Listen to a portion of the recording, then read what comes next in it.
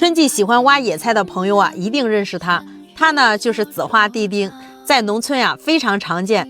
紫花地丁呢是堇菜科堇菜属多年生的草本植物。紫花地丁的花朵为紫色，十分的醒目，且植株矮小，贴近地面生长，根茎呢也是非常的短，垂直向下，有很多的须根，就像钉子一样扎入土里啊，所以呢被形象的称为紫花地丁。它的叶子又很像梨头，所以呢也叫梨头草。